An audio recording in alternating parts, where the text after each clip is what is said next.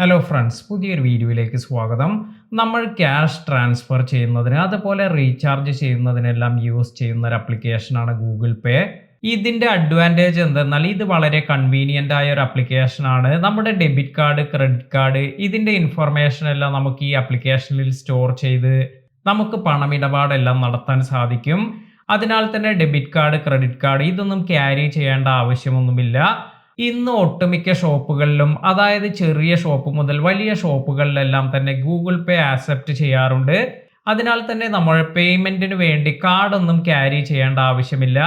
അതുപോലെ ഫാസ്റ്റായും ഈസിയായും എല്ലാം പേയ്മെന്റ് നടത്താം. അതുപോലെ UPI പിൻ എല്ലാം യൂസ് ചെയ്ത് മൾട്ടിപ്പിൾ പ്രൊട്ടക്ഷൻ എല്ലാം കൊടുത്ത് പേയ്മെന്റ് എല്ലാം ചെയ്യുന്നത് കൊണ്ട് തന്നെ ഒരുപാട് ആളുകൾ ഇപ്പോൾ ഈ ഒരു സർവീസ് യൂസ് ചെയ്യുന്നുണ്ട്.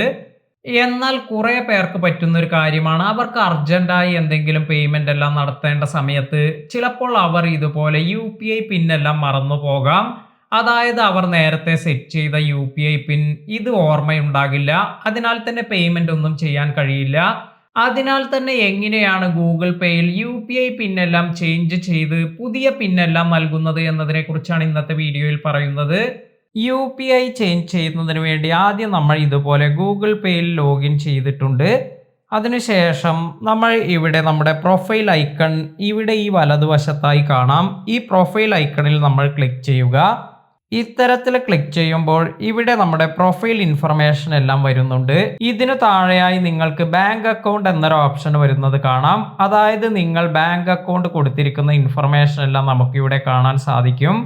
ഇവിടെ ഞാൻ ഒരു ബാങ്ക് അക്കൗണ്ടാണ് ആഡ് ചെയ്തിരിക്കുന്നത്. അതിനാൽ തന്നെ ഇവിടെ ബാങ്ക് അക്കൗണ്ട് എന്നതിൽ ടാപ്പ് ചെയ്യാം. ഇത്തരത്തിൽ ബാങ്ക് അക്കൗണ്ട് എന്നതിൽ ക്ലിക്ക് ചെയ്തപ്പോൾ ഇപ്പോൾ ഇവിടെ ഞാൻ കൊടുത്തിരിക്കുന്ന ബാങ്ക് അക്കൗണ്ട് ഡീറ്റെയിൽസ് എല്ലാം ഇവിടെ കാണിക്കുന്നുണ്ട്. അതായത് ഇവിടെ ഈ മുകളിലായി ഞാൻ കൊടുത്തിരിക്കുന്ന ബാങ്ക് അക്കൗണ്ട് ഇവിടെയുണ്ട്. അപ്പോൾ ഇതിൽ നമുക്ക് ഒന്നുകൂടി പ്രസ് ചെയ്യുക. ഇപ്രകാരം പ്രസ് ചെയ്യുമ്പോൾ നിങ്ങൾക്ക് ഇവിടെ താഴെയായി ഒരു ഓപ്ഷൻ വന്നിരിക്കുന്നത് കാണാം. അതായത് ഫോർഗോട്ട് UPI പിൻ എന്ന ഓപ്ഷനാണ് ഇവിടെ വന്നിരിക്കുന്നത്. ഇതിലാണ് നമ്മൾ UPI പിൻ ചേഞ്ച് ചെയ്യുന്നതിന് വേണ്ടി പോകേണ്ടത്. അതിനാൽ ഇതിൽ ടാപ്പ് ചെയ്യുക. ഇപ്പോൾ നമ്മുടെ ഡെബിറ്റ് കാർഡ് ഡീറ്റെയിൽസ് എല്ലാം ഇവിടെ കാണാൻ സാധിക്കും. അതിനുശേഷം ഇവിടെ കണ്ടിന്യൂ എന്നതിൽ ക്ലിക്ക് ചെയ്യുക. ഇനി ഇവിടെ കൊടുത്തിരിക്കുന്നത് നമ്മൾ ഇവിടെ ആഡ് ചെയ്തിരിക്കുന്ന കാർഡിൻ്റെ, അതായത് ഞാൻ ഇവിടെ ഡെബിറ്റ് കാർഡാണ് ആഡ് ചെയ്തിരിക്കുന്നത്, അതിൻ്റെ അവസാന 6 നമ്പർ കൊടുക്കാനാണ് ഇവിടെ പറയുന്നത്. അപ്പോൾ ഇത്തരത്തിൽ ഇത് അവസാന 6 അക്ക നമ്പർ നമ്മൾ ഇവിടെ ടൈപ്പ് ചെയ്യുക. അതിനുശേഷം നമ്മുടെ ഡെബിറ്റ് കാർഡിൻ്റെ എക്സ്പയറി ഡീറ്റെയിൽസ് ഫിൽ ചെയ്യണം. അതായത് മന്ത്, ഇയർ ഇത് നിങ്ങൾക്ക് നിങ്ങളുടെ ഡെബിറ്റ് കാർഡിൽ കാണാൻ സാധിക്കും. അത് തെറ്റാതെ അതുപോലെ ഇവിടെ എൻ്റർ ചെയ്ത് കൊടുക്കുക.